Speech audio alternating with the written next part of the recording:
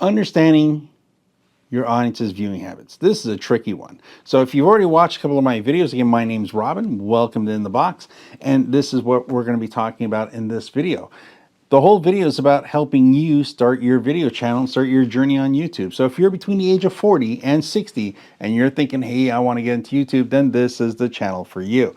So let's talk a bit of this particular topic here because, oh my gosh, even I have a hard time with this one because you're looking at understanding your audience's viewing habits and what they do. So I'm going to give you a scenario first. We're going to talk a bit about a story that I just recently. So of course, I'm in Oakville, Ontario, and I was in Montreal just last week. And I was coming home a few days ago, and I was listening to some videos, more like podcasts, where they were talking through a whole bunch of stuff. And I find that very interesting, especially now when I'm driving. I've got the Bluetooth on, I've got my phone connected, and I listen to this because I'm on a 6.5 hour, 7 hour drive. I need something to pass time and I don't want music playing. I want to actually hear a conversation. What you have to realize is that certain ways that you listen to things on certain things, like TV is not the same as your car, it's not the same as your phone, it's not the same as earplugs, and it's not the same as your tablet. But people tend to forget to take their video and listen to it in the car or listen to it on the TV and see what it looks like because they have a stereotype of who they think their viewer is.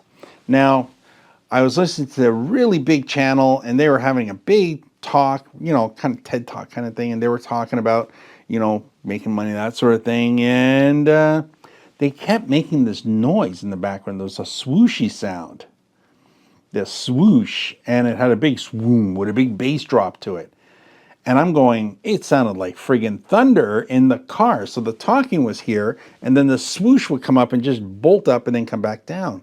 And it's like, I can't listen to this. And it was happening every scene cut they would do, this would happen. And the same thing, if you watch some videos. So, oh, by the way, I just skipped that video and went somewhere else. So now they lost me as viewing. Then YouTube prompted another video from them because I've watched their videos before with earbuds on. And this video started doing the same thing again. And I went, forget this. I skipped it again. Then I watched a couple of more videos.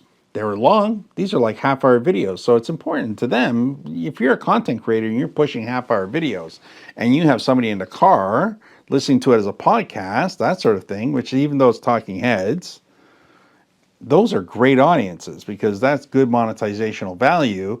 And that's just one form of income, right? I listen to a couple of them, an hour goes by. Then another channel that I've listened to in the past comes on automatically. And they're on earbuds and on my phone. I don't hear this, but you see it. It's a camera flash. They kind of like do the shutter thing in front, being all smart and that. Ooh, between scenes, they do this camera clicky sound, which annoys the shit out of me. But here it is going off. But on the speakers in my car, because I got the car's got a good system in it. They all do now. Bang! It's like thundering sound again. And I'm going, Jesus, do these people not listen to this stuff in their cars? Anyways, then I realized that I don't make my stuff for cars either, but it just happens to be the stuff I do on my regular channel is all music gear oriented. So when I do play a sample of music, I'm probably showing off bass anyways. So it's like a plus. But in this case, for me, listening to somebody talk, really bad. So that's understanding where your audience is. Now, of course, if you're like me, where I'm making this particular channel specifically for audiences between 40 and 60 years old, it's important for me to remember that, well, you, my viewer, very important person, is most likely watching this on a TV, or you're going to listen to it when you're driving in your car. It's an educational type of programming, and you're more likely to watch long form videos on TV because that's how I watch my videos most of the time. When I'm watching it on TV, and that's how most people between the age of 40 and 60 get YouTube today. Amazingly enough, television is the #1 form of consumption when it comes to YouTube. More people hour-wise watch YouTube on their TV than every other form, talking Netflix and all that. You've probably heard about that stat. That's why you're here. It's the #1 consumed content, and you're going to be part of the whole project. So that's what you got to understand. Now, if you're making content for kids, the kids are going to be only watching it on their phones. And I'm talking like 5-year-old kids. It's crazy. That's like content for kids, cartoon stuff, right? Or educational stuff, that sort of thing. If you're talking about Labubus and stuff like that for high school kids, then you're into something completely different, right? But if you're working in my demographics, you're definitely talking about television. Let's really think about who you're going to be making videos for, because that's going to help you on where you're going to get content for and how it's going to be consumed. So once you get an idea of where your audience is, that's important, because if you think your audience is watching things on television, think of things like text that you may put on the screen or how the audio sounds has to look good on that format, right? You don't want to put a word that covers the whole screen when you're projecting it to somebody who's watching it on an 85-inch TV. But at the same time, if your demographics has people always watching it on their phone, then you certainly want to have that text larger than you normally would for somebody to be watching on TV. So you kind of have to figure out what the right scenario is, what's best for you.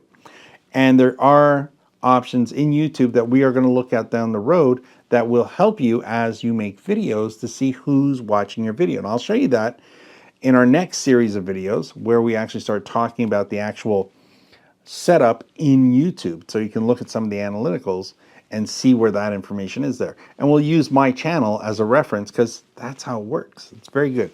And also, going back to my conversation about when I was driving, it's also important not just to make sure the video matches with who your viewers are, but also the sound. Now, if you are going to start adding effects to your videos or having your voice come across, you need to make sure that your sound is as good as it possibly can be. And anything that you put in as effects, remember, it has to be like 1/10 of your talking level. You do not want to have music or background noise to, take over the video where I have to focus on listening to you.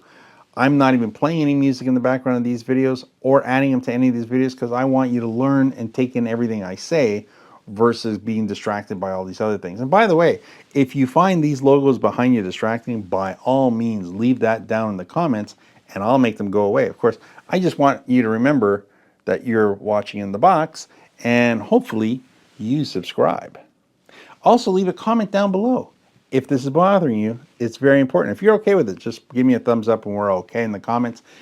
And also, don't forget, hit that bell notification because that helps you find out when my next videos come out, because that might help you as well. Anyways, I want to thank you for doing all those little things for me. So again, make sure your sound is as loud as it can be without being distorted. And eventually you're going to want to buy yourself a lapel microphone or get yourself a better talking head microphone, that sort of thing. But right now you can certainly use your phone. And again, when we get to this point, we're going to talk about how to improve your videos through using software programs. We'll do that together, so this way it's not too complicated. So just to recap, we want to maximize audio quality, and we want to make sure that we have any text or anything like that proportionate to the size of viewerships that we normally have on our actual television. Are we making vertical videos? Are we making horizontal videos? Are we making videos for our television? Are we making videos for people to watch on their phones? Lots of choices, and you'll be able to find all that inside your actual creators package, because they'll show you everything when it comes to how many people watch it on TV, how many people watch it on a smartphone, how many people watch it on a tablet. All these things will be broken down for you to make your life as easy as possible. Of course, you're leaving find out how many people watch it on a PC. It's amazing everything they know and can share with you. So please take a moment to hit that subscribe button. I'd appreciate that dramatically at this point. And also, our next video is going to be right up here. And it's going to be talking about how to set up your actual channel to maximize viewership. Now, this is going to be very important. This is going to be the next video you're going to want to watch, because we're going to be talking about how to set up your channel so this way your descriptions, your banners, and all that work in your favor to make things better for your viewers to find you, and also for you to really throw out that message about who you are. So go ahead, hit that button when you're ready, and I'll see you on that video.